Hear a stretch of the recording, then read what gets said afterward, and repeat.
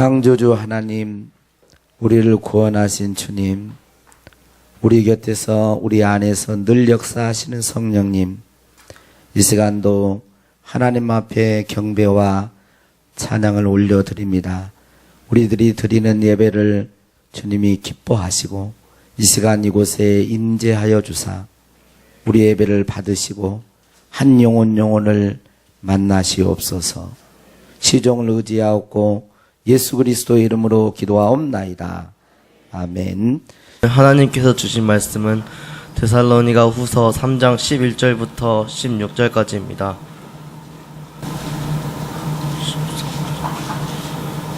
우리가 들은즉 너희 가운데 게으르게 행하여 도무지 일하지 아니하고 일을 만들기만 하는 자들이 있다 하니 이런 자들에게 우리가 명하고 주 예수 그리스도 안에서 권하기를 조용히 일하여 자기 양식을 먹으라 하노라.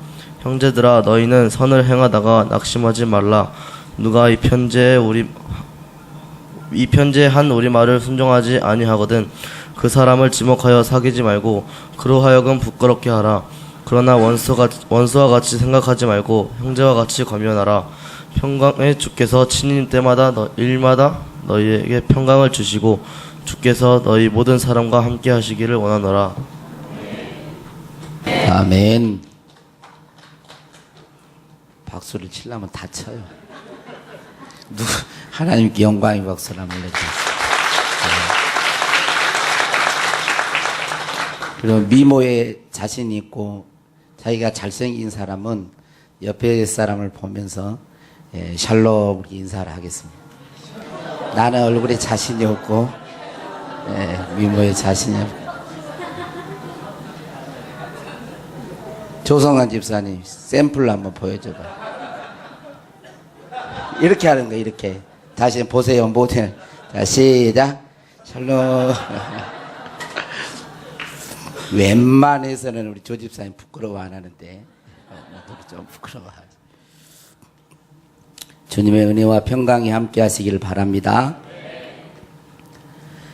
미국의 사업가 록펠러 씨는 12개의 종합대학과 12개의 단과대학 그리고 수많은 연구소를 만들어서 사회에 기증을 했습니다. 4,298개의 교회를 건축해서 놀래봐. 좀 놀래는 소리라면 좀 놀래봐요. 4,298개의 교회를 건축해서 하나님 앞에 영광을 올려드렸습니다. 전기 작가들에 의하면 세상에 많은 부자들이 있지만 전후로 록펠러 전후로 이런 자선 사업가는 없을 거라고 그렇게 평가를 하고 있어요. 86세 되던 해에 시카고 대학에 교회를 지어서 헌당 예배를 드릴 때 경제부 기자가 질문을 했습니다. 록펠러 씨, 당신은 지금까지 수십 년간 세계 제1의 부자 자리를 유지하고 있는데 그 비결이 무엇입니까? 라고 물어봤어요. 그랬을 때 록펠러는 자기가 이렇게 부유하게 살 수 있는 그 비결을 어머니의 10가지 유산 때문이다 그랬어요. 어머니의 10가지 유산. 그 어머니의 10가지 유산을 잘 성실히 지켰는데 이렇게 하나님의 축복해 주었다고 그러면서 이 10가지 어머니의 유산을 말을 했습니다. 첫 번째는 하나님을 친아버지처럼 섬겨라 그랬어요. 하나님을 친아버지처럼 섬겨라. 두 번째는 목사님을 하나님 다음으로 섬겨라. 세 번째는 주일 예배는 반드시 본교회에서 드려라. 네 번째는 오른쪽 주머니는 항상 11조 주머니로 하라. 다섯 번째는 아무도 원수로 만들지 말라. 여섯 번째는 아침에 목표를 세우고 기도하라. 일곱 번째는 잠자리에 들기 전에 하루를 반성하고 기도하라. 여덟 번째는 아침에는 꼭 성경을 읽어라. 아홉 번째로 남을 도울 수 있으면 힘껏 도와라. 열 번째는 예배 시간에는 항상 맨 앞자리에 앉아 예배 드려라 그랬어요. 이것이 내 어머니의 10가지 유산입니다. 그래서 저는 6살 때부터 11조를 직접 드렸습니다. 신문을 팔고 껌을 팔 때도 11조를 했고 일생에 단 한 번도 11조를 떼어먹은 적이 없습니다. 어머니는 얘야 네가 세계 제일의 부자가 되고 싶으냐? 그럼 세계에서 제일 멋진 교회를 지어서 하나님 앞에 드려보렴. 그래야 세계 제일의 부자답지 않겠니? 그랬다는 거예요. 그래서 저는 자기 어머니를 기념하는 그 교회에 그 미국에 보면 이제 리버사이드 처치라고 하는 그 정말 멋진 교회를 자기 어머니를 기념하는 마음으로 건축을 해서 하나님 앞에 봉헌해 드렸습니다. 하나님은 나를 축복하셨고 11조만 계산하는 직원이 40명이나 되었습니다. 11조만 따로 계산하는 직원이 40명이나 되었고 이것이 하나님의 경제학입니다. 주일 예배는 본교에서 앞자리에서 드리고 맡겨주신 일에는 항상 아니요라고 대답해야 된다는 최선을 다해서 하나님의 일을 했다고 합니다. 당신도 이렇게 한다면 후회 없는 인생을 살게 될 것입니다. 그랬다는 거예요. 하나님은 지금도 살아계십니다. 지금도 인간의 생사화복을 주관하고 계시고 역사를 주관하고 계십니다. 그 하나님께서 이 땅에 우리들이 살아갈 때 어떻게 살기를 원하시느냐. 물론 경제적으로 부하고 건강하고 이런 모든 것들이 다 포함되어 있지만 그러나 한마디로 말하면 평강을 누리며 살기를 원하신다는 거예요. 그래서 지난 주일에 이어서 다시 평강에 대한 말씀을 드리려고 합니다. 오늘 제목이 뭡니까? 주자가 2개고 평강이 2개네요. 평강의 주께서 평강을 주시고 평강의 주님과 올바른 관계 속에서 평강의 주님이 주시는 평강을 풍성히 누리며 사는 여러분들이 될 수 있기를 주의 이름으로 축원합니다. 어떤 문제 앞에서도 구약에서는 인간의 어떤 조건, 건강하는 것, 원수관계가 없는 것, 또 자녀들이 앞길이 형통하는 것, 잘 되는 것, 부하는 것 이런 것들이 구약 개념에서 어떤 샬롬 평강이라고 하면 신약 개념에서는 죄와 사망으로부터 해방을 받아서 영혼과 잇대어 현재적으로도 누려야 되지만 영혼 안에서 주 예수 그리스도께서 승리를 통하여 주신 이 환경이 세상에 어떤 것이 나의 평강을 뺏어가지 못하는 여전히 환란이 있지만 인간적으로는 힘든 부분도 있지만 그러나 그것이 내 안에 평강을 뺏어가지 못하는 예수 안에서의 평강이 신약에서 누리는 이 샬롬의 평강이에요. 이런 평강이 저와 여러분들에게 있기를 바랍니다. 하나님의 백성인 우리들은 예수 그리스도 안에서 평강을 누리는 것이 당연합니다. 평강을 누리지 못하는 것은 그리스도인의 입장에서 보면 정상적이 아닌 것을 기억해야 해요. 그리스도인의 특성과 표시는 평강을 알고 경험하고 누림에 있습니다. 로마서 14장 17절에 보면 하나님의 나라는 먹는 것과 마시는 것과 입는 것이 아니고 오직 뭐라 그랬어요? 성령 안에 있는 의와 평강과 희락이래.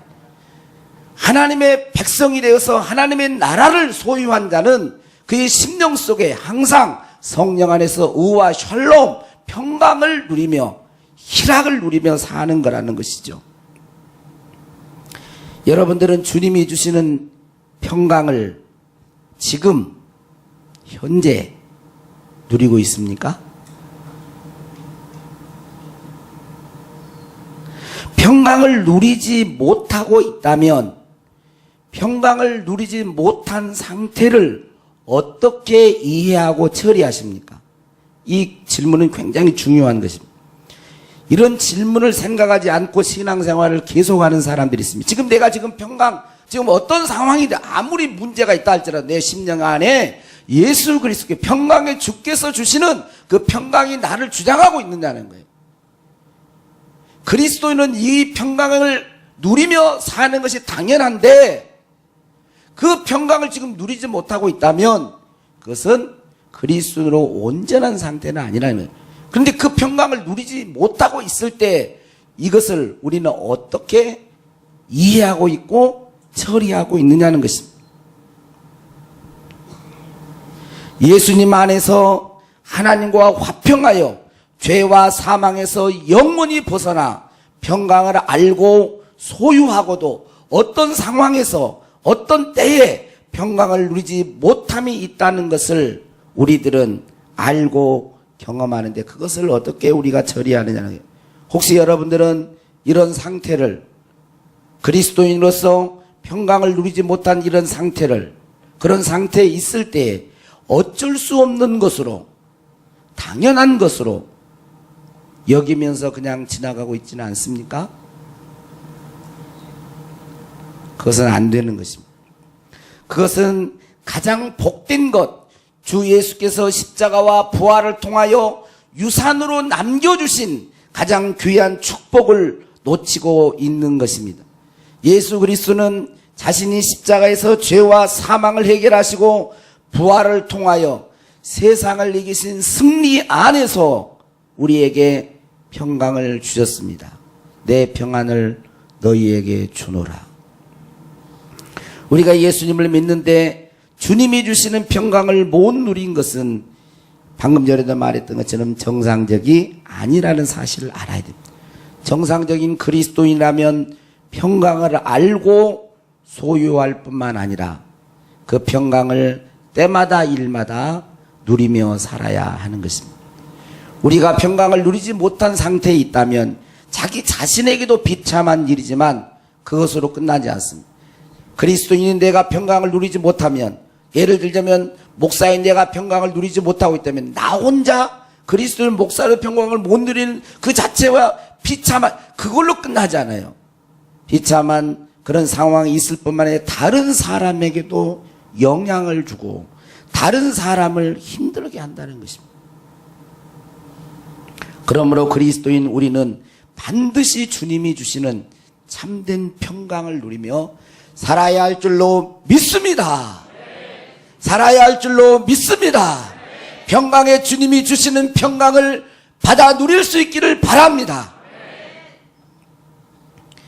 참된 평강은 하나님과 화평한 관계 속에서 구약에서 말하는 전인적인 번영을 넘어 영혼이 풍성해지는 상태, 곧 나의 형편과 조건이 어떠하든 그것에 압도되거나 흔들리지 않는 영혼의 평안을 말하는 것입니다.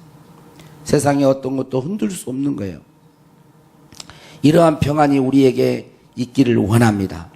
지난 주일에도 설교에서도 이제 평화를 주러 오신 예수님 그 설교, 그 전에 잠깐 샬롬이라는 구약 개념에서 있기 했지만 지난주에 설교 시간에 평강을 누리지 못한, 우리가 분명히 그리스도인이라면 하나님에 대한 당연히 평강을 누리고 살아야 되는데, 그걸 경험하고 살아야 되는데 그렇게 누리지 못한 그런 이유를 말을 했는데, 평강을 누리지 못한 그 이유를 말했죠. 그 첫째가 뭐라 그랬어요?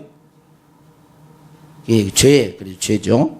그것은 평강의 걸림돌인 죄를 짓고 자백하지 않고 죄를 품고 있을 때, 비록 그가 거듭난 하나님의 자녀라 할지라도 평강을 현재적으로 누리지를 못하는 거예요. 예수 그리스도는 하나님과의 화평한 관계에서 방해되는 이 죄의 문제를 해결하기 위해서 이 땅에 십자가에 죽으셨어요. 그리고 그걸 해결해 주셨어요.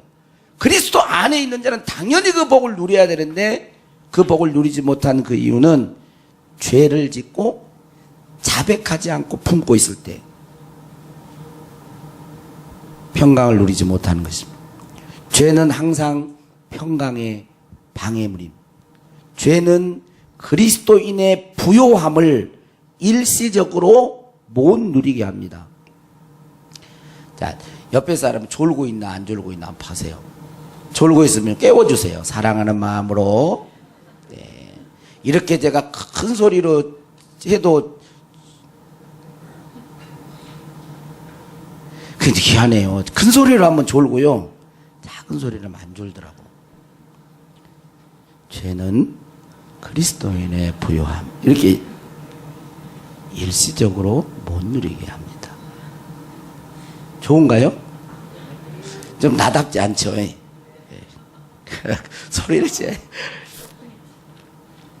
그래, 부요함을 못 누리게. 자, 둘째는 평강의 근원 되시고 계속 평강을 주시는 하나님께 그 마음을 온전히 두지 않을 때 평강을 누릴 수 없습니다. 이사야 26장 3절에 보면 이사야, 자, 우리 같이 한번 읽어봐요. 자, 여기 보면서. 자, 할렐루야. 야, 여기 봐봐. 이제, 이렇게 말을 했으면 좀 봐야지. 자, 여기 보세요. 여기 보세요. 아니, 졸시를 보려면 교회를 크게 지역을 해가 쫙 뒤에 있으면 좋을지 안 좋을지 모르겠다. 항상 그래. 자, 여기 이러고 같이요. 시작. 주께서 심지가 견고한 자를 평강하고 평강하도록 지키시리니 이는 그가 주를 신뢰합니다. 주께서 심지가 뭐한 자? 견고한 자. 마음이 견고. 심지가 견고한 자를 뭐예요? 평강하고 평강하도록, 샬롬하고 샬롬하도록 지키신다는 거예요. 이는 그가 주를 우리해. 그러니까 두 번째 이유는 마음을, 평강을 주시는 하나님께 마음을 온전히 두지 않고 마음이 분산되는 거예요. 분산. 이게 다른 데서 평강을 얻으려고 한다든지, 평강을 주시는 하나님께 마음을 온전히 쏟지 못하고 마음이 나누어져 있어요. 그러니까 주님이 평강을 주시는데 그걸 못 누리는 거죠. 마음이 다른 데가 있으니까. 지금 우리 예수 믿는 사람들의 이유가요, 첫 번째는 죄를 품고 있고요, 그 다음에 마음이 나누어져 있기 때문에 못 누리는 거예요. 한번 우리의 신앙생활을 경험적으로 한번 살펴보세요. 그러면 맞아요. 맞습니다. 왜냐하면 저도 맞거든요. 이 말이 맞아요. 그러니까 이거를 알아야 돼요. 그냥 예수 믿는다고 자동적으로 이런 게 아니에요. 세 번째로는 오늘 이제 본문 말씀을 연결해야 되는데, 이 두 가지 사실의 연장선상에서 잘못된 가르침을 받을 때도 평강을 누리지 못합니다. 데살로니가 교인들은 예수님의 재림과 자신들의 장래와 맞물려서 종말에 대한 가르침으로 마음이 흔들렸어요. 주님이 이제 정말 예수님의 재림에 대한 가르침을 받았는데 잘못된, 지금으로 말하면 약간 시한부 종말론적인 그런 가르침을 받은 거예요. 그러면서 이 마음이 흔들리는 거예요. 평강을 누리지 못했어요. 신앙인이 아닌 사람은 두말할 것도 없지만 신앙인이라도 잘못된 가르침을 수용하면 평강을 못 누립니다. 잘못된 구원관이나, 오늘 지금 주신 분이 딱 두 사람이 있어요. 제가 딱 두 사람이. 이 두 사람은 영이 깨어나야 돼요. 영이 안 깨어나면 여러분 그 상태로 계속 갑니다. 제가 여러분을 사랑해서 얘기를 하는 거예요. 졸든지 안 졸든지 상관없어요, 저는. 그러나 주님의 마음이 있기 때문에 그러는 거예요.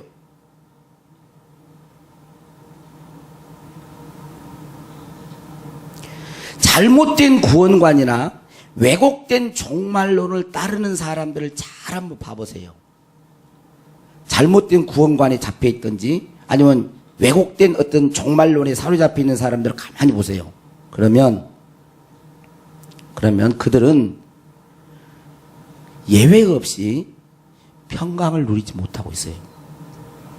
영혼의 안식과 평강 대신에 조급함, 두려움, 불안을 갖고 있는 것입니다. 대단히 눌려 있어요. 제가 이제 설 주간에 지난주에 산에를 올라갔다 오면서 한 번도 보면 설 주간에 나와서 이렇게 있더라고요. 이렇게 보니까 뭘 한다고 이렇게 있어요. 근데 보니까 여호와 증인이에요. 여호와 증인. 그 올라갈 때 있더라고요. 여호와 증인이 이제 뭐죠? 솔바람길 쪽에 거기가 무슨 팔각정인가요? 이제 올라가는데 있어요. 그래서 올라갈 때 있어요. 올라가면서 이제 도대체 올라갔다 내려오면 제가 말을 걸었어요. 제가 뭐라고 했냐면, 좋아서 합니까? 누가 시켜서 합니까? 그랬어요. 얼굴이 이제 그렇죠. 좋아서 합니까? 누가 시켜서 합니까? 그러면 저한테 뭐라 그랬어요? 누가 시켜서 합니다. 그러겠어요? 좋아서 하자. 이렇게 이제 웃는 거예요. 좋아서 한다는 거야. 그리고 좋아서 하는 그걸 하면은 궁극적으로 뭘 해요? 이제 그랬더니 이제 임자 만난 사람처럼 나를 그래가지고 뭐 새하늘과 새 땅이 도래하고 막 그러면서 막 얘기해. 몇 가지를 이제 내가 물어봐 도대체 뭐라고 대답하는지. 대부분 잘못된 가르침에서는요 얼굴에 진짜 마음이 영혼의 평안이 없어요. 특히 이제 시한부 종말론 쪽도 율법적입니다. 막 아주 이런 기쁨이 없어요.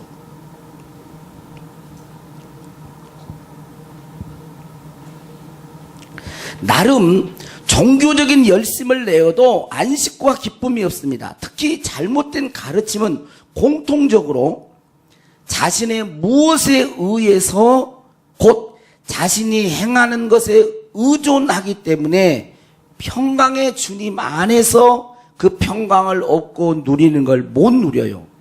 그들은 자신의 성취 속에서 갖는 일반적인 만족 정도로 누립니다. 그러니까 내가 열심은 내. 그냥 열심을 내는데 그 열심 내는 것에서 그 어떤 것이 이루어지면 막 조금 기뻐해요. 좀 만족을 누립니다. 근데 사람이라 정말 어떤 것에 막 열심을 내다가도 잘못 안 될 때가 있거든요. 그렇게 안 될 때가 있어요. 그러면 금방 불안해 합니다. 두려워해요. 평강의 주께서 평강을 주시는 그 평강을 못 누리는 거예요. 그래서 지금 우리들은 마지막 때를 사는 우리들은 올바른 성경의 진리의 가르침을 잘 받는 것이 중요합니다. 네 번째로 오늘 말씀은 또 다른 이유를 말하는데 연결되어 있을 수 있습니다. 또 다른 이유를 말하는데 이것은 높게 보면 죄의 범주에 들어간다고 할 수 있어요. 그것은 게으르게 행하고 삶을 규모 있게 행하지 않을 때 평강을 누리지 못한다고 할 수 있습니다. 6절 오늘 6절에 보면 데살로니가후서 3장 6절 형제들아 우리 주 예수 그리스도의 이름으로 너희를 명하노니 여기 뭐라 그래요? 게으르게 행하고 우리에게서 받은 전통대로 행하지 아니하는 우리에게서 받은 전통은 사도들의 가르침을 말을 하는 거예요. 사도의 가르침대로 행하지 아니하는 모든 형제 떠나라 이렇게 말을 해요. 그러니까 게으르게 행하고 전통대로 사도들이 전해준 가르침대로 행하지 않을 때 그들은 현재적으로 평강을 누리지 못함을 시사해 주고 있습니다. 사도들의 가르침을 따르지 않고 규모 없이 행하며 그들의 삶이 흐트러지고 빈둥대며 게으르게 행할 때 평강을 누리지 못하는 것입니다. 그들은 그것을 그냥 좀 게으르게 사는 것, 좀 삶이 흐트러지는 것, 이걸 두드러진 도둑질하고 살인하고 이런 두드러진적인 어떤 죄로 생각하지 않고 그래서 자백하지 않았던 것으로 보여요. 그 결과 그들은 그리스도인으로 당연히 누려야 할 평강을 누리지 못했습니다. 여러분 두드러진 죄는 두말할 것도 없고 하나님의 말씀에 따라 규모 있게 행하는 대신에 자기 임무대로 게으르게 나태하게 살 때 자기 본성대로 살 때에도 평강을 누릴 수 없음을 알아야 됩니다. 이 말씀은 우리가 하나님의 말씀대로 살면서 여가를 즐기고 여유를 갖는 삶을 말하는 게 아닙니다. 그런 건 필요해요. 그러나 그와 반대로 삶이 흐트러지고 게으르고 육신적인 본성대로 살 때도 평강을 누리지 못해요. 이게 성경의 가르침입니다. 마지막 다섯 번째로는 언제 평강을 누리지 못하는가? 본문에 나와 있지는 않지만 경험상으로 보면 이거예요. 경험상. 내 믿음보다 더 큰 문제와 사건에 부딪힐 때 일시적으로 평안을 못 누려요.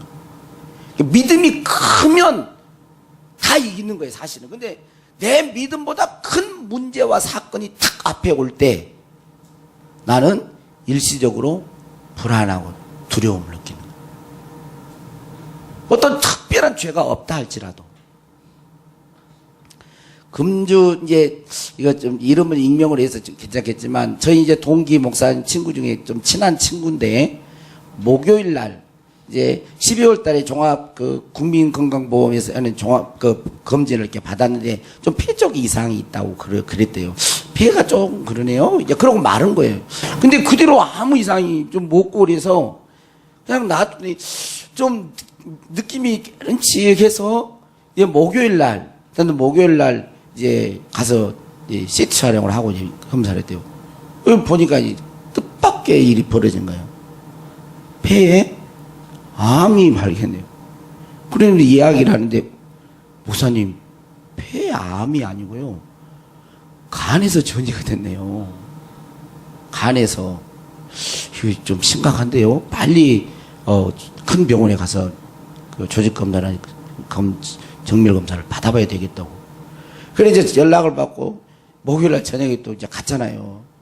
한 이제 산모님도 뭐 이거 뭐 너무 전혀 예상 못한 건데 탁 한 거예요.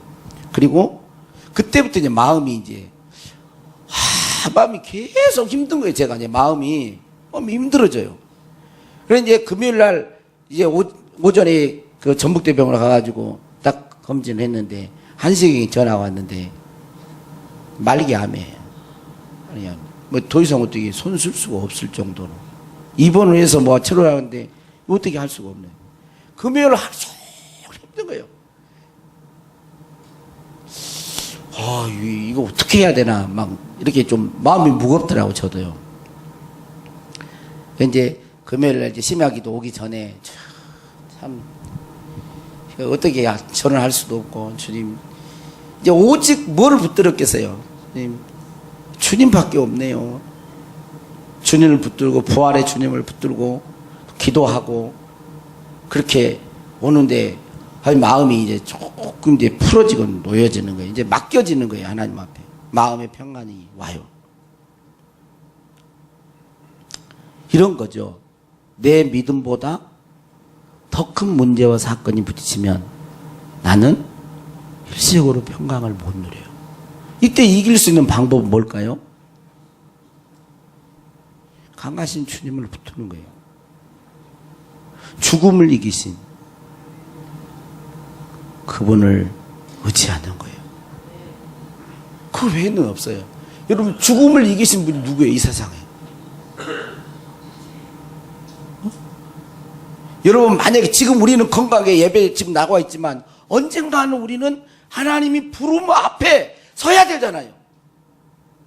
그러지 않습니까? 그때도 여러분 두려워하지 않겠습니까? 그럼 어떻게 그럼 두려워하지 않을 수 있을까요? 그때 나를 구원하신 주님 십자가에서 우리 죄를 사하시고 용서하시고 사망 권세를 이기시고 부활의 첫 열매가 되신 그분이 나의 하나님이요 나의 주님이요 나의 구원할 자신. 내 영혼이 떠나도 노잣돈이 나를 인도하는 게 아니고 주님께서 천사를 보내서 내 영혼을 인도해 가시는 확실한 그 믿음이 있을 때 그런 두려움과 염려 이런 것은 사라지는 거예요. 눈 녹듯이 사라지고 주님의 평강이 나를 덮는 것입니다. 여러분 스페포드라고 하는 그 사람을 여러분들 1800 몇 년도인데 1800 이제 그 운명할 때가 1888년도 이제 운명하신 스페포드라고 하는 분이 이분이 그때 당시에 꽤 잘 나가는 법률가였어요. 변호사였고 법률가였는데 자기 이제 집에 이제 화재가 나가지고 불이 붙었어요. 그러니까 너무도 이제 상심되고 좀 힘들었고 자기 부인이 좀 건강이 안 좋아가지고 이제 가족끼리 유럽 여행을 이렇게 떠나려고 먼저 자기 부인과 네 명의 딸을 이제 배를 태워서 유럽 어디 쪽으로 이제 가라. 그럼 내가 마무리 그 법률적인 그 정리를 다 마무리하고 나도 거기서 만나겠다고 이렇게 하고 이제 갔는데 그러니까 뜻밖의 일이 벌어진 거예요. 배가 침몰하게 된 거예요. 그래서 거기에서 4명의 딸이 이 세상을 떠나요. 다행히 배가 표류 중에 있었는데 그 부인만 간신히 구조가 되었어요. 그리고 이 스페포드가 비극의 사고 그 해역 거기를 지나가는데 너무 마음이 무너지잖아요. 달이 한순간에 그렇게 돼버렸으니까. 너무너무 힘들어. 그런데 주님을 간절히 의지하면서 하나님 앞에 기도하는데 이 속에서, 영혼 속에서 상한 기쁨과, 이게 좀 비정상이잖아요. 너무너무 슬퍼야 돼. 이 안에서 기쁨과 이 평강이 자기를 확 덮는 거예요. 그래서 거기에서 영혼에서 나오는 그 시를 쓰게 됐는데, 그 시가 우리 조금 이따 할 것 찬양인데 413장 그 찬양이에요. 여러분들, 내 영혼, 내 영혼, 내 영혼 평안해. 그 찬양 가사를 그때 하나님의 그 평강이 자기를 주장하는 가운데 그 시를 쓰기 시작한 거예요. 그리고 곡을 붙인 거예요. 그게 이제 찬송가가 됐어요. 사랑하는 성도 여러분, 지금 여러분은 평강의 주님과의 관계 속에서 주님이 주시는 평강 샬롬을 누리고 있습니까? 지금 어떠한 이유에서든지 평강을 누리지 못하고 있다라고 해도 그게 그 중요한 게 아닙니다. 오늘 주님께서 말씀하시고 싶은 것은 16절, 평강의 주께서 친히 때마다 일마다 너희에게 평강을 주시고 주께서 너희 모든 사람과 함께 하시기를 원하노라. 이 말씀인 거예요. 이건 뭡니까? 우리가 어떠한 이유로 평강을 누리지 못하고 있을지라도 우리는 다시 평강을 누릴 수 있다는 사실이에요. 어떻게 해요? 어떻게 우리는 다시 평강을 누릴 수 있습니까? 평강의 주님께 구하여 얻는 것입니다. 그분과의 올바른 관계를 맺고 주 예수님께 마음을 두십시오. 그리고 혹시 죄를 범했으면 자백하시고 죄를 품고 있지 마십시오.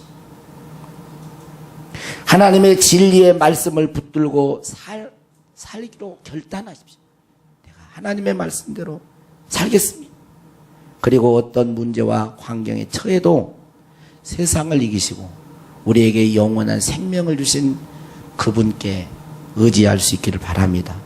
그러면 주님은 우리에게 평강으로 임하셔서 우리 안의 심령에 진정한 참다운 평강이 임할 줄로 믿습니다. 그리스도인은 어떠한 경우에 있다 할지라도 주님이 주신 이 샬롬 평강을 못 누리고 있는 것을 당연하게 생각하면 안 돼요. 아멘을 또 안 끝내려고 하는데 아멘을 또 안 하시면 또 다시 3시로 또 들어가야 되는데, 항상 살펴봐야 돼요. 내 안에 진정한 주님이 주신 평강이 있는가? 그럼 못 누리고 있다. 그러면 도대체 어디에 원인이 있지? 원인을 지금 5가지를 이야기했는데 5가지를 한번 찾아보시고 다시 평강의 주님께 구하여서 주님이 주신 평강을 풍성하게 누리는 저와 여러분이 될 수 있기를 주의 이름으로 축원합니다. 우리 내 모습 이대로 여러분 지금 마음속에 여러분 혹시나 마음에 불안과 염려가 있고 참된 그 평강이 없다면 오늘 이 찬양을 부르면서 여러분 마음 그대로 주 앞에 내어놓으시고 주님, 내게 평강의 주님이 오셔서 내 마음의 평강을 지금 현재적으로 누리게 하시고 또 우리 일생을 살아가는 동안 이 평강을 잃지 않는 복된 삶이 되게 해달라고 기도하실 수 있기를 바랍니다. 우리 찬양자들이 잘 찬양하자. 내 모습 이대로 사랑하시네, 연약함 그대로 사랑하시네, 내 모습 이대로 사랑하시네, 사랑하시네, 연약함 그대로 사랑하시네, 나의 모든 발걸음 가시네, 날 인도하소서, 날 인도하소서, 내 모습 이대로 사랑하시네. 연약함 그대로 사랑하시네.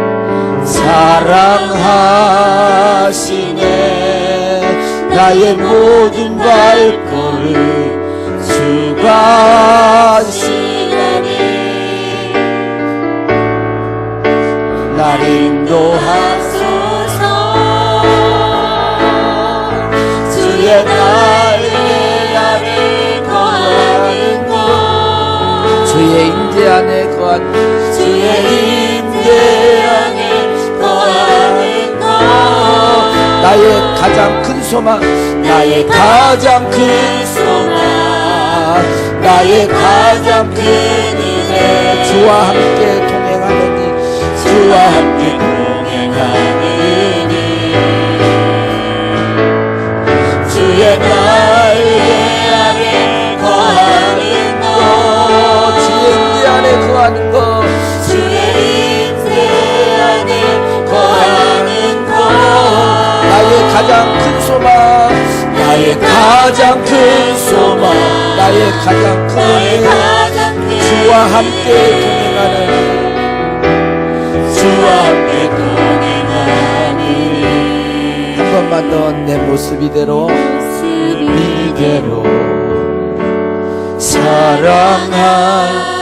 연약함 그대로 사랑하시네. 사랑하시네. 나의 모든 발걸음 주가 하시나니, 날 인도하소서.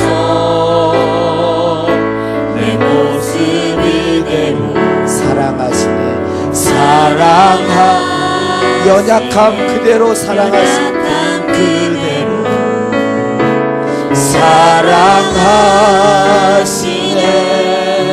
나의 모든 발걸음 주가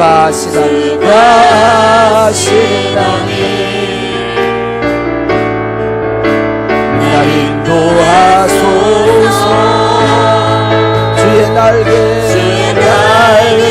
아래 거하는 것, 주의 임재 안에 거하는 것, 나의 가장 큰 소망, 나의 가장 큰 은혜. 주와 함께 동행, 주와 함께 동행하는 주의 날개 아래 거하는 곳, 주의 임재 안에 거하는 곳, 나의 가장 큰 소망, 나의 가장 큰 은혜. 주와 함께 동행하니. 다 같이 눈을 감고 하나님을 의지하는 마음으로 우리 두 손을 높이 들어봅시다.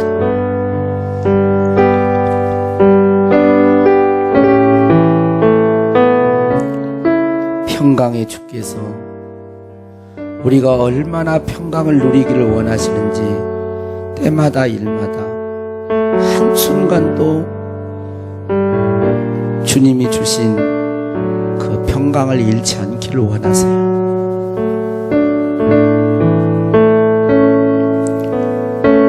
여러분의 마음에 진짜 평강이 있기를 바랍니다. 샬롬. 하나님, 우리는 연약해서 때로는 넘어지고 죄를 지음으로 그리스도 안에서 풍성하게 누려야 될 그 평강을 잃어버릴 때도 있고, 마음이 세상에 빼앗겨서 마음이 나누임으로 온전히 우리의 심지가 하나님 앞에 견고히 두지 못함으로 평강을 잃어버릴 때도 있고, 잘못된 그런 가르침과 또 삶의 어떤 나태함과 게으름 때문에 그렇게 평강을 누리지 못하고, 또 내 믿음보다 큰 문제 앞에, 사건 앞에, 어려운 질병 앞에 두려워하고 염려할 때가 있습니다. 주님,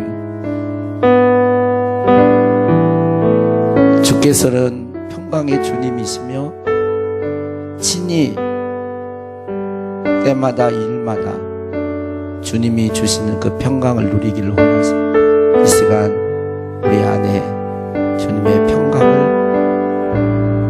선물로 주시옵소서. 평강을 누리게 하소서.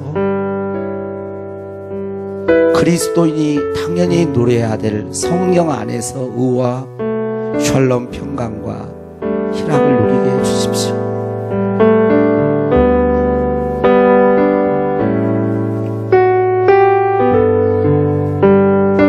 주의 날개 아래 거하는 것, 주의 임재 아래 거하는 것, 우리의 가장 큰 소망이요 은혜요, 주님과 함께 동행하는 것입니다. 내 모습 이대로 사랑하신 주님, 연약함 그대로 사랑하신 주님, 우리의 모든 발걸음을 주님이 아시고 인도하소서. 지쳐있고 힘들어하고 불안해하고 답답해한 영혼들이 있습니까? 능히 주님은 이기십니다. 주님은 우리의 삶 속에 진정한 평강을 주세요. 그 주님의 평강을 누리십시오. 주님이 여러분과 함께 하십니다. 조건 따지지 않고 주님께 구할 때 주님 우리에게 평강을 주십니다. 하나님 아버지, 우리 한 1분 동안만 여러분의 목소리로 좀 기도하겠습니다. 오 주님,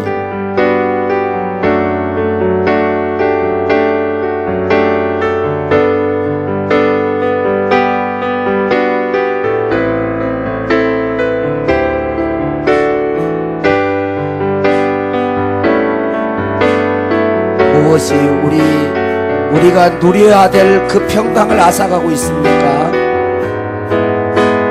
주 앞에 고백합니다.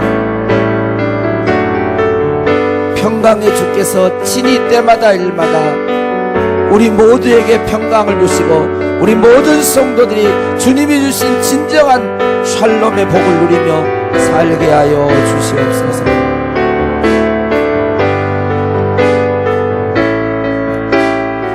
감사합니다. 감사하고 우리 구주 예수님의 이름으로 기도하옵나이다. 아멘.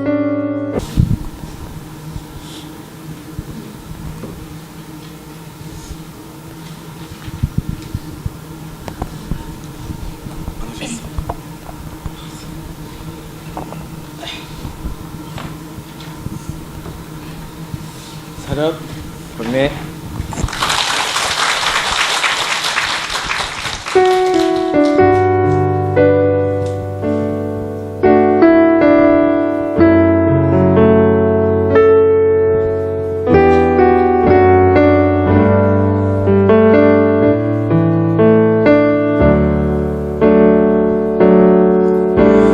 이제는 내가 없고 오직 예수님만 내 안에 살아계신 오직 예수님만 찬양하며 살리라 예배하며 살리라 내 안에 계시는 오직 예수님만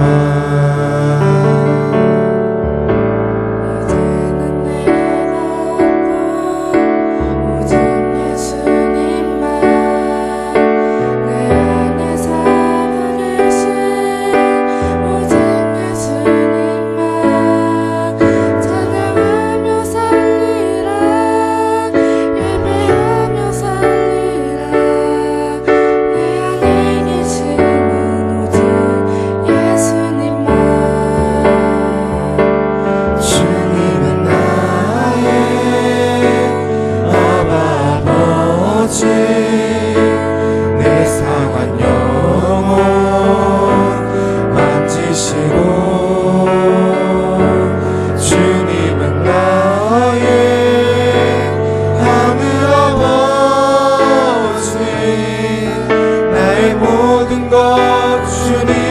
맡기리 이제는 내가 없고 오직 예수님만 내 안에 살아계신 오직 예수님만 찬양하며 살리라 예배하며 살리라 내 안에 계시는 오직 예수님만 이제는 내가 없고 오직 예수님만 내 안에 살아계신 오직 예수님만 찬양하며 살리라 예배하며 살리라 내 안에 계시는 오직 예수님만 주님은 나의 아버지 내 상한 영혼 만지시고 주님은 나의 하늘 아버지 나의 모든 것 주님께 맡기리 이제는 내가 주님과 함께 십자가 위에 죽었으니 이제는 내가 상고하리요 내 안에 주님이 사신 것이라 이제는 내가 없고 오직 예수님만 내 안에 살아계신 오직 예수님만 찬양하며 살리라 예배하며 살리라 내 안에 계시는 오직 예수님만 내 안에 계시는 오직 예수님만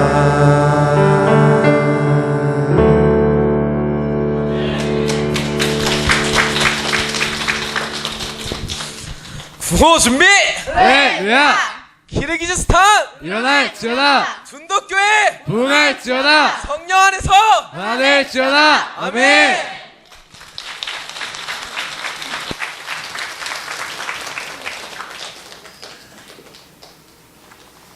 예, 선교팀 보고는 오후 찬양 예배 때 하겠습니다. 뭐 다 듣지는 않았지만 우리 팀들